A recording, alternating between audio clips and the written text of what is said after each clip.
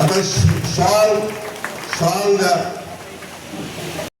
अभ्यास करून बाबा ते रिझर्वेशन कॉम्पिटेटिव्ह एक्झाम देऊन आपली सीट रिझर्व करू शकतो, परंतु रिझर्वेशन मध्ये ना बौद्धांचा फायदा होणार, ना मातंग समाजाचा फायदा होणार, ना चर्मकार समाजाचा फायदा होणार.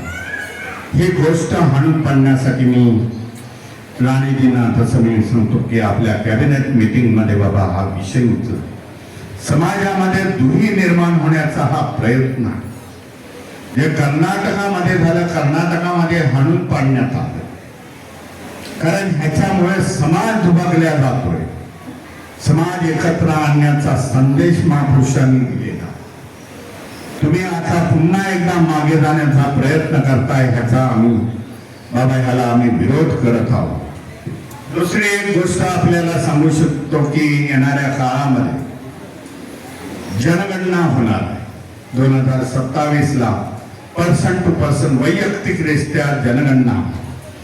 26 ला जी जनगणना होणार आहे, 2026 म्हणजे ह्या वर्षामध्ये, याची सुरुवात 15 मे पासून सुरुवात होणार आहे. तेथे आपल्याला प्रॉपर्टीची जनगणना होणार आहे, म्हणजे आपलं घर आहे, आपलं कुटुंब प्रमुख कोण आहे, आणि त्याच्यानंतर त्याच्यामध्ये आम्ही भारतीय बौद्ध महासभेने देखील आम्ही सांगितलेलं आहे, जातीच्या कॉलममध्ये, धर्माच्या कॉलममध्ये आणि पाली भाषेचा उपयोग वगैरे करावा. धर्माच्या कॉलममध्ये बौद्ध द्या, जातीच्या कॉलममध्ये ज्या जातीमधून आलाय, महार जातीतून आलाय, मातंगमधून आलाय, चर्मकारमधून आलाय, ती लिहिणं गरजेचं. पाली लिहा, पाली ही पूर्वजांची आपली भाषा आहे. बौद्ध धर्माचं त्रिपिटक हे संपूर्ण पाली भाषेमध्ये. ह्या 3 गोष्टीचे आम्ही लोकांना उद्बोधन करतो की करणं गरजेचं. काही लोकांनी जर म्हणले आम्ही बौद्ध धर्मामध्ये जाती कुठे आहेत, परंतु ही रिक्वायरमेंट संविधानाची. जर तुम्ही लिहिलं नाही तर आपल्या शेड्यूल कास्टची संख्या त्या कॉलम मध्ये कमी झाली तर समाज कल्याणचा तो 12,000 कोटीचा फंड आहे, तो फंड कमी होईल. आणि त्याच्यामध्ये जे काय आज पालकमंत्र्यांच्या माध्यमातून जो फंड येतो, समाज कल्याण खात्याचा फंड येतो, शाळेच्या निर्मितीसाठी फंड येतो, वैमानिक होण्यासाठी फंड आहे, विदेशामध्ये जाणाऱ्या विद्यार्थ्यांसाठी 20 लाखाचा फंड आहे. हा कमी होऊन समाजाची अधोगती सुरुवात होऊ शकते. म्हणून ह्या गोष्टी जरा विचारात घेणं आणि येणाऱ्या काळामध्ये त्या मानाने करणं गरजेचं आहे की बाबासाहेबांची धम्मक्रांती ही त्यांच्या जीवनातली आखरी धम्मक्रांती.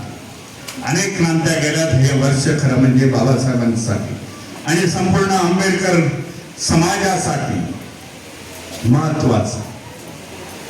कारण 100 वर्ष होत आहेत मार्चच्या 14 तारखेचा पाणी ग्रहण सत्याग्रहाला, की जे बाबासाहेबांनी 1927 ला सुरुवात केली.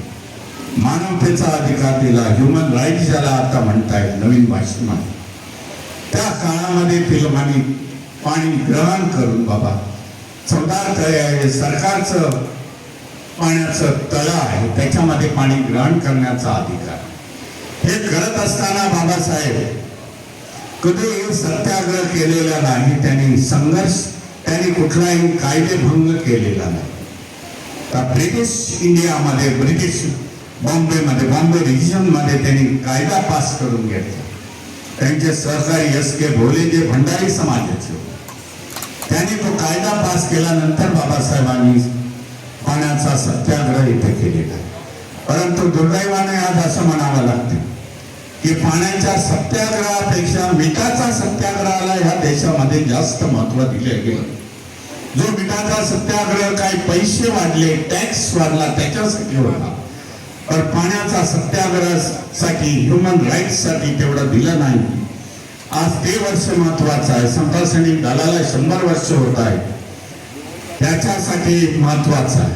आणि डॉक्टर बाबासाहेब आंबेडकरांना MLA म्हणून 100 वर्ष होत आहे. बऱ्याच लोकांना हे ज्ञात नाही, पण बाबासाहेब 100 वर्ष आज बाबासाहेबांच्या MLA ला होत आहे 2027 ला. म्हणून आपल्यासाठी ही वर्ष महत्वाची आहे. आपली प्रगती होण्यासाठी, हे साजरं होण्यासाठी, लोकांना संदेश देण्यासाठी हे होणं गरजेचं आहे मी समजतो. मी आपल्याला जास्त वेळ देता हार्दिक हार्दिक शुभेच्छा देतो की मोठ्या संख्येने आपण येथे उपस्थित आहे. मी 17 तारखेला पुन्हा एकदा येणार आहे, कुडाळमध्ये असेल मला वाटतं मी, तेव्हा जास्त सविस्तर बोलेन. आज आम्हाला जाण्याची घाई आहे, नितेशजी राणे यांना देखील आहे. मला 4ची गाडी पकडून मुंबईला निघायचं आहे. आपल्या सगळ्यांना धन्यवाद देतो. मोठ्या संख्येने आपण उपस्थित राहिला. एक प्रबुद्ध समाज निर्माण करण्याचं स्वप्न डॉक्टर बाबासाहेब आंबेडकरांचं होतं. आपण त्या मार्गाने, प्रबुद्ध मार्गाने जात आहात. कोकण आहे, कोकणात पिछडा नाही आहे असं मी समजतो. कोकणामध्ये देखील आज एज्युकेशनचं प्रमाण, शिक्षणाचं प्रमाण मोठं आहे. ज्याप्रमाणे वडीलधारी मंडळी, बंधू भगिनीनो आणि माझे सर्व तरुण मित्र, आज आपल्या देवगड तालुक्यामध्ये गिरये, पडेल आणि आजूबाजूच्या सर्व 12 समाजाने एकत्र येऊन धम्म मेळावा आज इथे आयोजित केलेला आहे. आणि त्यासाठी सन्मान्य डॉक्टर भीमराव आंबेडकर साहेबांचं आगमन आपल्या देवगड तालुक्यामध्ये, सिंधुदुर्ग जिल्ह्यामध्ये झालेलं आहे. आणि म्हणून जिल्ह्याचा पालकमंत्री म्हणून मी त्यांचं मनापासून आमच्या जिल्ह्यामध्ये स्वागत करतो. आमचे गिरकर साहेबांनी त्या पुढाकाराने या भागामध्ये किंबहुना ह्या तालुक्याचे संपूर्ण बौद्ध समाज एकत्र करून एक अतिशय महत्त्वाचा हा कार्यक्रम त्यांनी त्यांच्या नेतृत्वाखाली आणि सर्व जे काही मंडळ आहे त्यांच्या नेतृत्वात इथे आयोजित केलेलं आहे. विविध देशातून महत्त्वाचे मान्यवर पण ह्या मंचावर उपस्थित आहेत. आणि म्हणून अशा एका पवित्र कार्यक्रमामध्ये या जिल्ह्याचा पालकमंत्री म्हणून मला उपस्थित राहण्याची संधी मिळते हे मी खरंच स्वतःला भाग्यवान समजतो. हे तर मी आवर्जून इथे उल्लेख करतो. आपण गिरकर साहेब सातत्याने वर्षानुवर्ष म्हणलं तर या भागाच्या विकासासाठी ते नेहमी प्रयत्नशील असतात. आणि या भागाचा सर्वांगीण विकास किंबहुना या गावाच्या शेवटच्या घरापर्यंत विकास पोचला पाहिजे आज उद्दिष्ट ठेवून ते सातत्याने आमच्या संपर्कात असतात, प्रयत्नशील असतात आणि पाठपुरावा करतात. इथे उल्लेख करेन, आंबेडकर साहेब आहेत, आमचे गिरकर साहेब आहेत, आपण सांगेन की काही महिना अगोदर राज्य सरकार म्हणून या जिल्ह्याचा पालकमंत्री म्हणून गिरकर साहेब आपण वंचित समाजाचा एक जनता दरबार आपण आयोजित केला. आणि त्यामुळे ह्या जिल्ह्यातला सगळं पूर्ण वंचित समाज त्याला एकत्र आणून त्यांचे प्रश्न, त्यांचे अडचणी, त्यांचे निधी अभावी थांबलेली कामं या सगळ्या गोष्टीला वाचा फोडण्याचं काम आम्ही आमच्या माध्यमातून केलं. आणि मी अभिमानाने सांगू शकतो की महाराष्ट्रातला हा असा पहिला झालेला प्रयत्न होता एवढं संपूर्ण वंचित समाजाला आपण एकत्र आणू शकतो.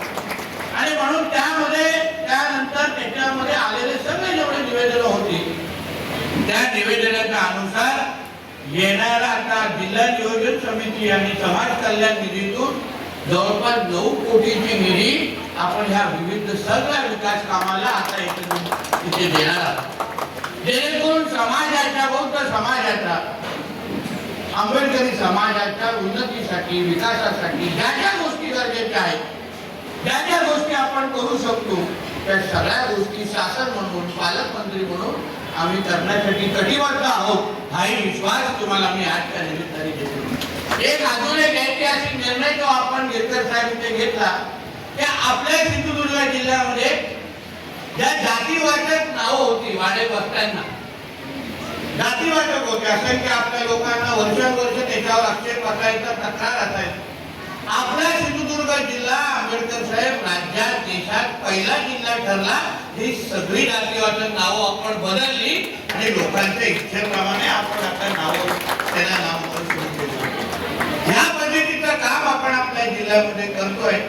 आपण आम्हाला आज जसं ह्या कार्यक्रमाच्या निमित्ताने आलात आपण अशाच पद्धतीचं मार्गदर्शन जेव्हा जेव्हा शक्य असेल तेव्हा आम्हाला करावं असं विनंती आणि अपेक्षा या निमित्ताने व्यक्त करेल. आमच्या गिरकर साहेबांनी आम्हाला तरुणांना पण लाज वाटेल एवढी मेहनत आमचे गिरकर साहेब करतात आणि म्हणून ते सातत्याने या भागाच्या विकासासाठी जिल्हा तालुक्याच्या विकासासाठी जिथे भेटलो तिथे नमस्कार बरोबर एक निवेदन नेमकं माझ्या हातामध्ये देतात एवढं ह्या विकासासाठी ते प्रयत्नशील असतात आणि म्हणून या भागामध्ये जो काही विकास आपण पाहतोय त्याच्यामध्ये सिंहाचा वाटा आमच्या भाई गिरकर साहेबांचा आहे हे उल्लेख या आवर्जून या निमित्ताने करतो. परत एकदा या धम्म मेळाव्याच्या निमित्ताने जे काही तालुक्यामधून जिल्ह्याच्या कानाकोपऱ्यातून जे काही आमचे बांधव आलेले आहेत भगिनी आलेले आहेत त्यांचं ह्या निमित्ताने मनापासून स्वागत करतो. परत एकदा आमच्या भीमराव आंबेडकर साहेबांचं आमच्या जिल्ह्यामध्ये तालुक्यामध्ये मनापासून स्वागत करतो. जे काही मान्यवर सगळे तिथे आलेले आहेत त्यांच्याही मनापासून स्वागत करतो. इथेच थांबतो. जय हिंद, जय महाराष्ट्र, जय भीम. समर्थ न्यूज चॅनल यूट्यूबवर सबस्क्राईब करा व बेल आयकॉनवर क्लिक करा आणि रहा अपडेट.